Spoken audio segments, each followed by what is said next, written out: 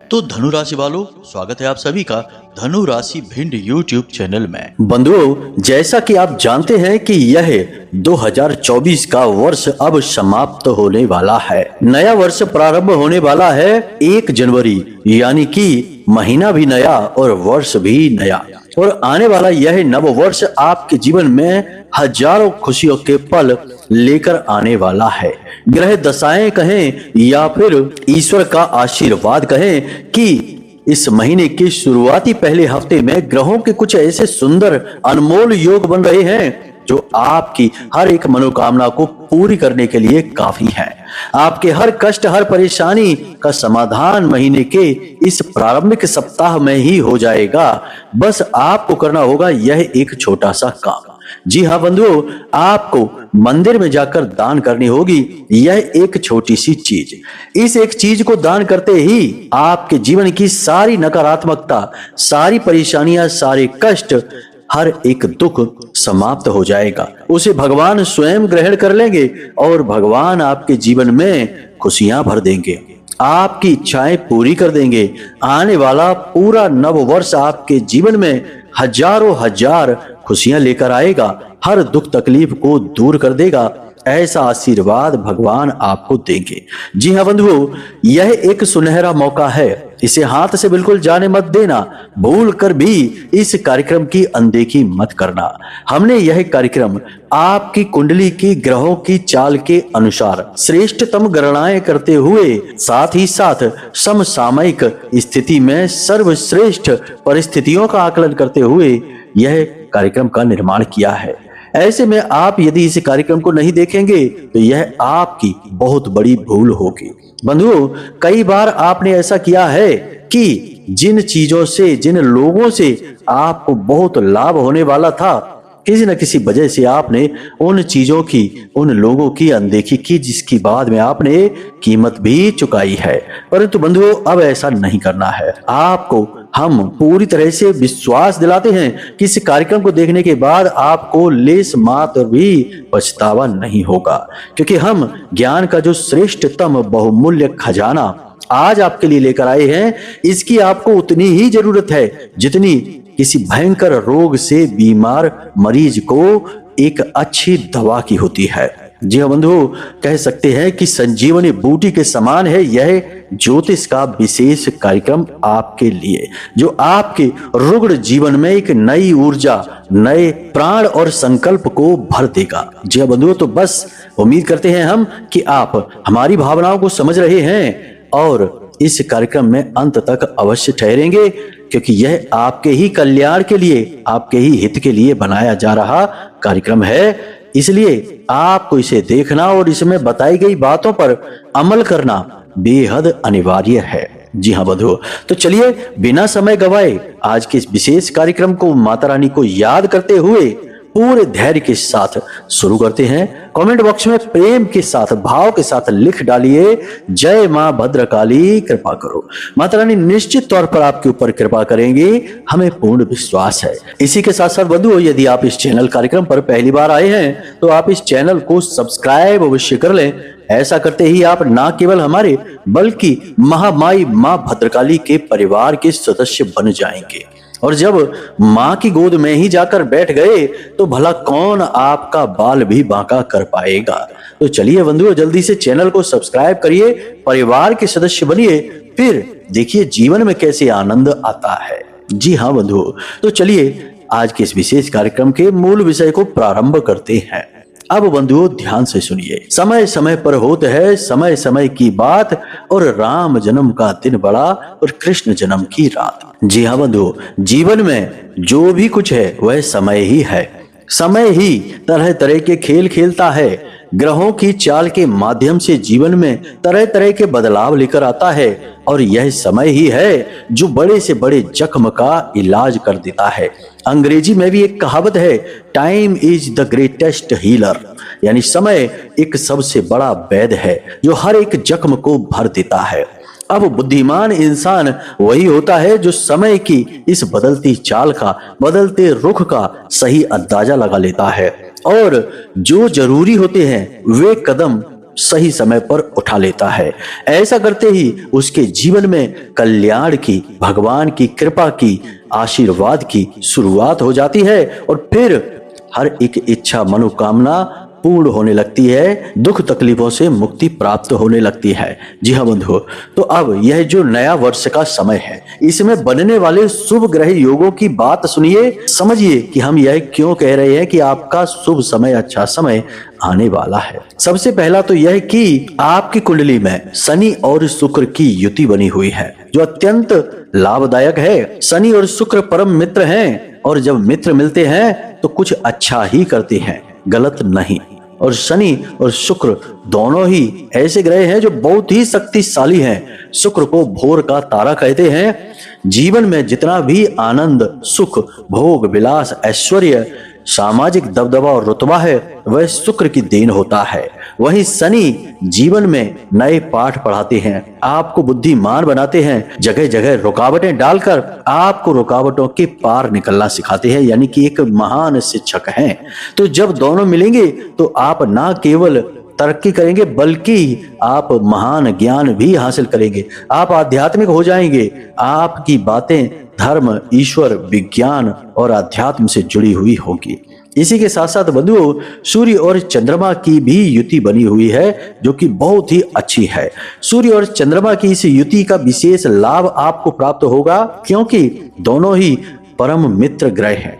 हालांकि दोनों का स्वभाव एकदम विपरीत है। सूर्य ऊर्जा है, गर्म है, तेजी है, क्रोध है, आवेग है, और चंद्रमा नरम है, शीतल है, ठंडे हैं, मन है और धन है। लेकिन ये दोनों परम मित्र भी हैं, तो ये दोनों भी जब मिलेंगे तो आपके जीवन में नई शुरुआत होगी। इसी के साथ साथ बंधु, कुछ समय के बाद ही बुध और सूर्य की युति यानी बुध आदित्य राजयोग का भी निर्माण हो रहा है। कहने का मतलब यह है कि इस पूरे सप्ताह में शनि देव और सूर्य देव, चाहे बुध की कहें या चंद्रमा या शुक्र की कहें, तमाम बड़े बड़े शक्तिशाली ग्रह आपको सुख देने के लिए तैयार खड़े हैं। लेकिन बंधुओं, समस्या यह होती है कि ग्रहों की जब शुभ योग और युतियां बनती हैं तो आप इन चीजों को समझ नहीं पाते हैं और समय रहते जरूरी कदम नहीं उठा पाते हैं। और होता वही है कि अब पछताए होत का, जब चिड़िया चुग गई खेत। दूसरे कामयाबी हासिल कर जाते हैं और आप पीछे रह जाते हैं। सोच विचार करते हुए, यह आपकी राशि के जातकों का एक बड़ा दोष है। आप लोग कुछ भी करने से पहले विचार कुछ ज्यादा ही करते हैं और ज्यादा विचार करने वाले कार्य करते ही नहीं है। यही भी एक कटु सत्य है जो आपके ऊपर लागू होता है। तो इस बार ऐसा नहीं करना है। ध्यान से सुनिए, हम आपको बता रहे हैं कि आने वाले इस जनवरी के महीने में शुरुआत में ही, यानी 1 से 7 जनवरी के बीच आपको मंदिर में जाकर दान करनी है। यह एक छोटी सी चीज, इस चीज का बहुत बड़ा विधान है, बहुत ही सकारात्मक ऊर्जा है इस चीज में।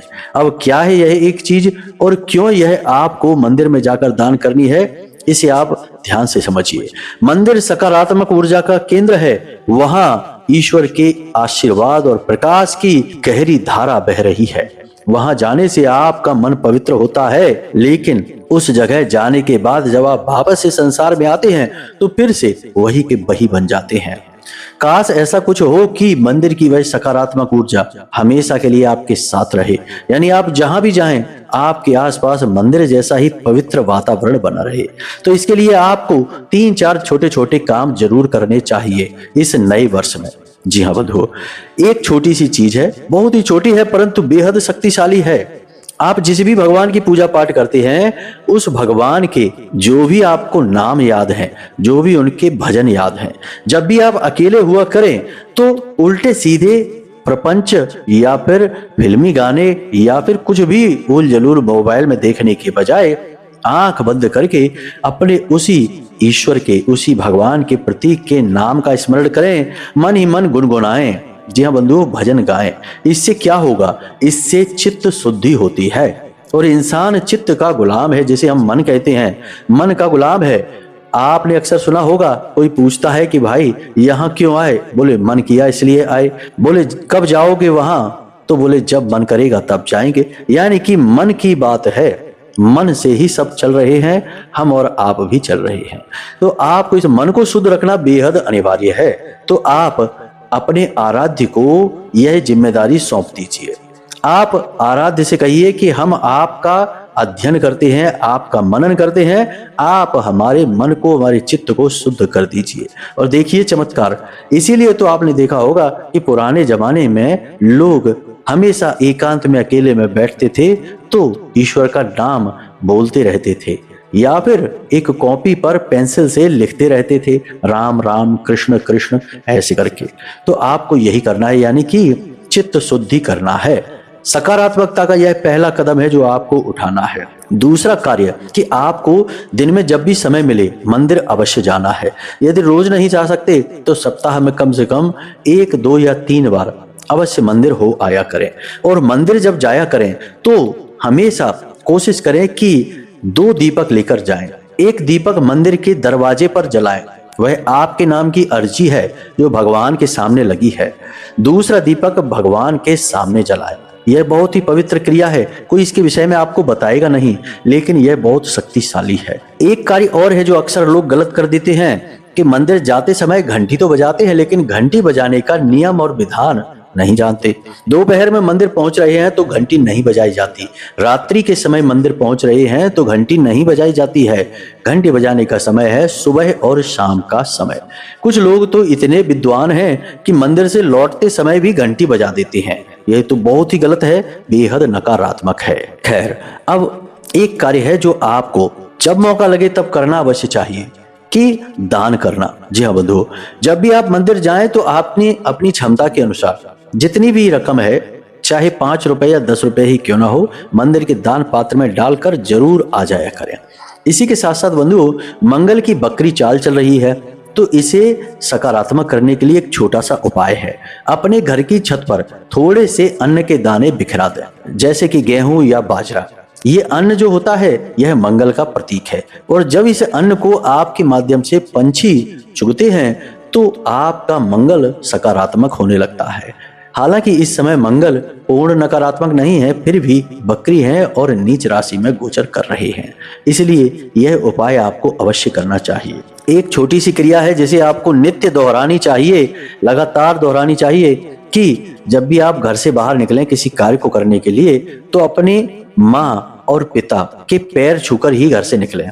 आपको निश्चित सफलता प्राप्त होगी। आपके माता और पिता आपके सूर्य और चंद्र हैं, यह आपको 100% कामयाब बनाएंगे।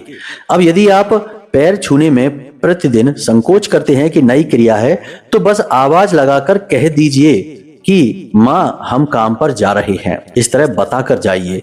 यह भी बहुत ही शुभ होता है। बचपन में आपने देखा होगा कि जब आप छोटे थे, याद करके देखिए कि जब आप छोटे थे तो खेलने जाते थे तो माँ को बताकर जाते थे। ऐसा करने से माँ का आशीर्वाद अपने आप आपके साथ हो जाता है। तो यह क्रिया आप करिए। ये छोटे छोटे कार्य अवश्य हैं बंधुओं, लेकिन इनके प्रभाव बहुत बड़े होते हैं। हम चाहते हैं कि आने वाला समय ग्रहों की अनुकूल स्थितियां लेकर तो आया है, परंतु आप उनका पूरा लाभ ले पाएंगे या नहीं ले पाएंगे, इस बात में हमें शक है। इसलिए हम आपको ये छोटी छोटी बातें भी बता रहे हैं। हो सकता है इनमें कुछ बातें आप जानते हो सकता है ना जानते हो। तो जिन्हें जानते हैं उन्हें छोड़ देना, जिन्हें नहीं जानते हैं उन बातों को अपना लेना। 2 कार्य और हैं जो आपको जरूर करने हैं इस नए वर्ष में। पहला, अपने घर की छत को अच्छी तरह से साफ कर देना है। वहां सड़ी हुई गीली पुरानी लकड़ी, जंग खाया हुआ लोहा, टूटा हुआ फर्नीचर, कबाड़ का कोई सामान होना ही नहीं चाहिए। यदि है उसे हटा दीजिए। छत को बिल्कुल साफ सुथरा रखिए, वह आपके घर का राहु क्षेत्र है। इसी प्रकार आपके घर के जो टॉयलेट हैं उन्हें भी साफ सुथरा रखिए। कैसी भी गंदगी वहां नहीं होनी चाहिए, वह भी राहु स्थान है। इसी प्रकार आपके घर की दहलीज का पत्थर है वह गहराई में है, यानी कि दहलीज नीचे जमीन में दबी हुई है तो उसे ऊपर उठा दीजिए, उसमें एक नया पत्थर रख दीजिए, थोड़ा बहुत उसमें सीमेंट वगैरह भर दीजिए, इससे वह ऊंची हो जाएगी। दहलीज घर की हमेशा थोड़ी ऊंची होनी चाहिए, इससे घर का राहु संतुलित रहता है, वास्तु संतुलित रहता है। टूटी फूटी दहलीज, जमीन में नीचे दबी हुई दहलीज राहु के नकारात्मक प्रभाव को बढ़ा देती है। ये कार्य आपको अवश्य करने हैं। इन छोटे छोटे कार्यों को करने से आपको बहुत ही लाभ प्राप्त होगा। ग्रहों की चाल का आपके जीवन में सकारात्मक परिवर्तन आपको महसूस होंगे। तो ये तो छोटी छोटी बातें हैं जिन्हें आप अब करेंगे ही, क्योंकि आपको अब इनके बारे में अंदाजा लग ही गया है। अब हम आपको बताने जा रहे हैं उस एक छोटी सी चीज के बारे में जिन्हें आपको जनवरी के इस महीने में 1 से 7 जनवरी के बीच मंदिर में जाकर दान करना है। तो बंधुओं, इस क्रिया को आप 1 से लेके 7 जनवरी के बीच कभी भी कर सकते हैं। कोई ऐसी परेशानी नहीं है, कोई विशेष दिन नहीं है इसका। यह कुछ ग्रहों को समर्पित है। इसके लिए आपको 2-3 चीजों की आवश्यकता रहेगी। पहली कि चावल की बहुत ही स्वादिष्ट सी अच्छी सी आप खीर बनाइए। जी हाँ बंधुओं, खीर बनने के बाद उसमें थोड़ा सा गुलाब जल डाल देना है।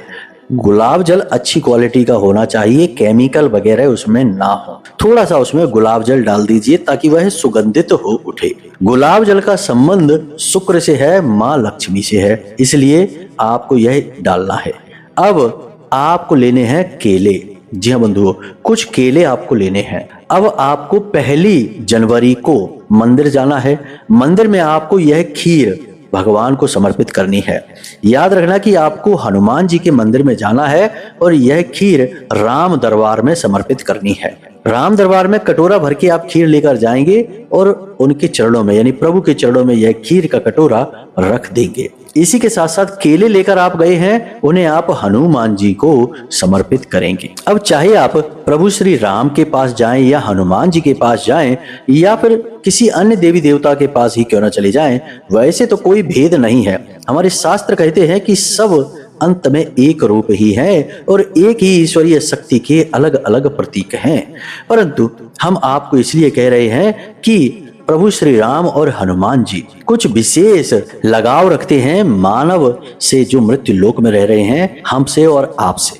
हनुमान जी को तो चिरंजीवियों में शामिल रखा जाता है, यानी कि अभी तक हनुमान जी सशरीर इस संसार में मौजूद हैं और प्रभु श्री राम उनके हृदय में वास करते हैं।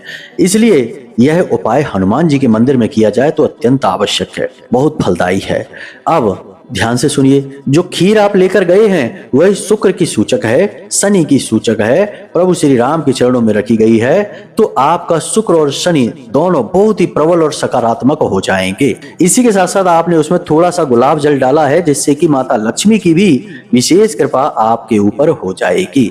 इसी के साथ साथ आपने जो केले हनुमान जी को चढ़ाए हैं वह मंगल का प्रतीक है। यानी कि केले तो वैसे बुध का प्रतीक होते हैं, परंतु आपने हनुमान जी को चढ़ा दिए हैं और हनुमान जी मंगल के अधिपति हैं, यानी उसके मालिक हैं और मंगल अभी नीच के हैं, बकरी चाल चल रही है। तो ऐसे में आपने हनुमान जी को केले चढ़ा दिए तो एक तरफ तो आपका बुध ठीक हो गया, दूसरी तरफ मंगल भी आपके अनुकूल हो गया, क्योंकि आपने हनुमान जी को केले चढ़ाए हैं। यानी कि मंगल के मालिक को आपने प्रसन्न कर लिया तो मंगल आपको हानि कैसे पहुंचाएगा। इधर आपने शुक्र, शनि और मां लक्ष्मी को एक साथ प्रसन्न कर लिया। साल की शुरुआत में यानी 1 से 7 जनवरी के बीच इस उपाय को यदि कर दिया जाए, केवल इन्हें दान करना है, तो जातक को 100% कामयाबी मिलेगी। दुनिया की कोई ताकत रोक ही नहीं सकती है उसे कामयाब होने से। अब इन सामग्रियों को आपने मंदिर में दान तो किया, लेकिन इसके बाद क्या करना है इसे भी ध्यान से समझिए।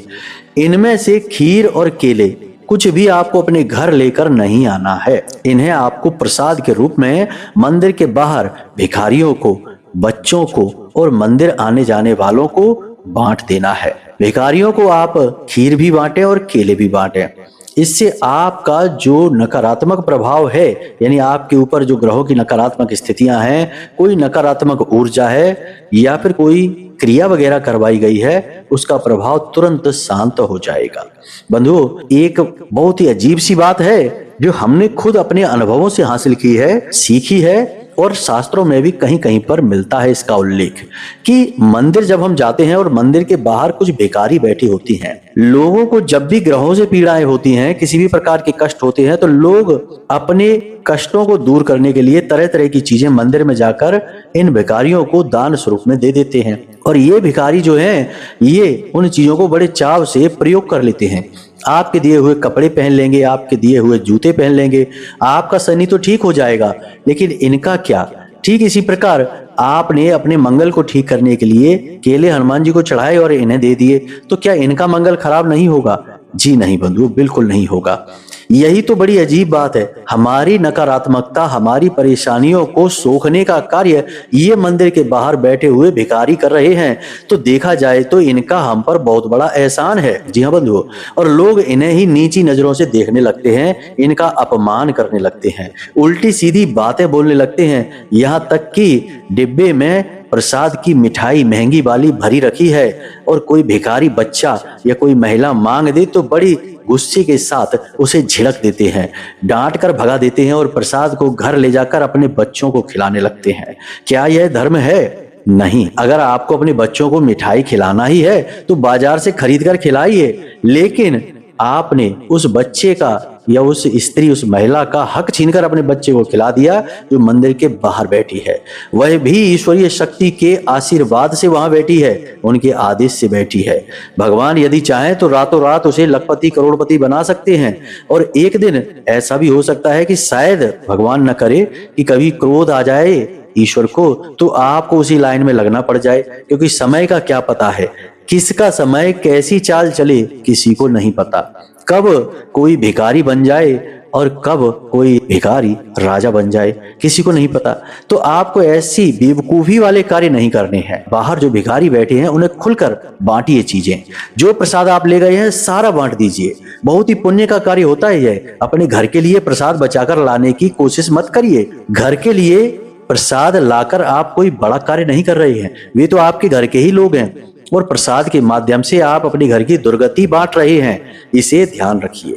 बस इन छोटी छोटी बातों को हम आपको इसलिए बता रहे हैं क्योंकि आने वाला नया वर्ष निश्चित तौर पर आपके जीवन में विशेष फलदायी है। छोटी मोटी नकारात्मकताएं तो रहती ही हैं बंधुओं। आपको सीधे सोने का बिस्तर नहीं मिल जाएगा, इंद्र का आपको सिंहासन भी नहीं मिल जाएगा, ना ही रातों रात आपको कहीं पर जमीन में गड़ा हुआ धन मिल जाएगा, परंतु जीवन इतना सुंदर अवश्य हो जाएगा कि आपकी मनोकामनाएं पूरी होने लगेंगी, आपके सपने पूरे होने लगेंगे और आप और आपके आसपास के लोग, आपके रिश्तेदार, आपके प्रेमी, आपके परिवार के लोग आपसे खुश और प्रसन्न रहने लगेंगे। आपके ऊपर उन्हें गर्व होने लगेगा।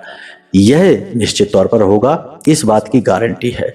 तो बस जो बातें हमने आपको बताई हैं, इन बातों को ध्यान रखिए। जैसे ही नया वर्ष शुरू हो तुरंत तैयार हो जाइए, सुबह सुबह नहा धोकर स्नान आदि करके सीधे मंदिर पहुंचिए और भगवान के दरवाजे पर जाकर एक दीपक जलाइए और अंदर मंदिर में जाकर घंटी बजा दीजिए। आपकी अर्जी लग गई श्रीमान, अब आपका कोई बाल भी बांका नहीं कर पाएगा। इन चीजों को मंदिर में जाकर दान कर दीजिए। एक दिन पहले ही अपने घर लाकर रख लेना तैयारी करके, और सुबह सुबह इन चीजों को मंदिर में जाकर दान कर देना और भगवान के सामने बिछ जाना, बिल्कुल ऐसे जैसे कि एक छोटा सा बालक अपनी माँ का प्रेम पाने के लिए माँ के सामने बिछ जाता है और भगवान से कहना कि हमने तो जो करना था सो कर लिया, अब तुम्हारी बारी है, देखते हैं कि तुम क्या करते हो हमारे साथ। अब हमने अपनी गाड़ी का ड्राइवर आपको बना दिया है, हम तो बस पीछे बैठे हैं, देखते हैं आप हमें कहाँ लेकर जाते हैं। इस तरह से भाव जोड़िए जरा। देखिए बंधुओं कि कैसे भगवान आपको अपनी गोद में उठा लेते हैं, आपके सारे संकट कैसे छू मंतर गायब होने लगते हैं। बड़ी ही प्रेम भरी बातें हैं ये, प्रेम भरा भाव है, महसूस करने की देर है और कृपा तो ऐसी बरसती है कि भाई महसूस ये होता है कि हम तो स्वर्ग में जी रहे हैं, कुछ भी नकारात्मक दिखाई ही नहीं देता है। उम्मीद है बंधुओं कि आप हमारी बातों को समझ रहे हैं। आज थोड़ा हम भावनाओं में अधिक बह गए बंधुओं, क्या करें, जब भी भक्ति, प्रेम, भगवान और माँ का नाम आता है तो भावनाएं छलक ही जाती हैं। यदि आपका समय थोड़ा ज्यादा ले लिया हो तो इसके लिए हम क्षमा चाहते हैं, परंतु हमने जो बातें आपको बताई हैं इन बातों को आप ध्यान अवश्य रखना। आपका आने वाला वर्ष अत्यंत सुखदायी होगा, हमें पूर्ण विश्वास है। बाकी माता रानी के दिव्य दरबार में आपकी अर्जी लग ही गई है। हम आप सभी के नाम से, जो हमारे दर्शक हैं, जो हमारे समर्थक हैं, सबके नाम से माता रानी के जो सर्व मनोकामना पूर्ति हवन होता है शनिवार को, उसमें अर्जी लगाएंगे, आहुतियां करवाएंगे।